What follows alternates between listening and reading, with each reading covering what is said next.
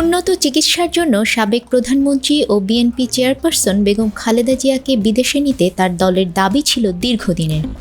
এরই মধ্যে বহুবার হাসপাতালে ভর্তি হতে হয়েছে সাবেক প্রধানমন্ত্রীকে। ৫ আগস্ট রাজনৈতিক পট পরিবর্তনের পর মুক্তি পান খালেদা জিয়া। তারপর থেকেই তার লন্ডনে যাওয়ার বিষয়ে তোড়জোড় শুরু হয়।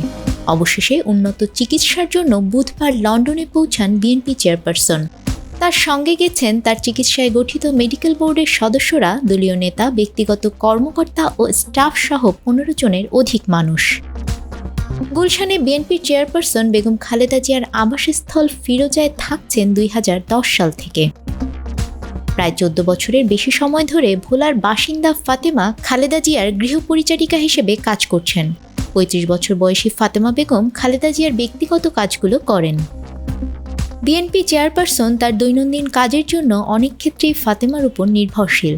দেশের ভেতর তো বটেই, দেশের বাইরেও খালেদা জিয়ার সঙ্গে থাকেন তিনি। বিএনপি চেয়ারপারসনের ব্যক্তিগত কর্মকর্তারা বলছেন, দলীয় চেয়ারপারসনের প্রতি ফাতেমার মমত্ববোধ প্রবল।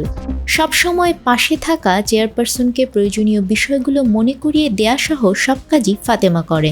২০১৮ সালের ৮ ফেব্রুয়ারি খালেদা জিয়ার সাজা হয়।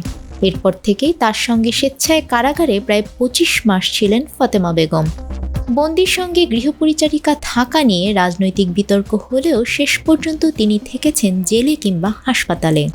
২০১৩ সালের ২৯ ডিসেম্বর যখন গুলশান কার্যালয় থেকে খালেদা জিয়াকে বের হতে দেয়া হচ্ছিল না, ওই সময় বিএনপি চেয়ারপারসনের পেছনে পতাকা হাতে দাঁড়ানো ফাতেমাকে নিয়ে অনেকেই কৌতূহল দেখান।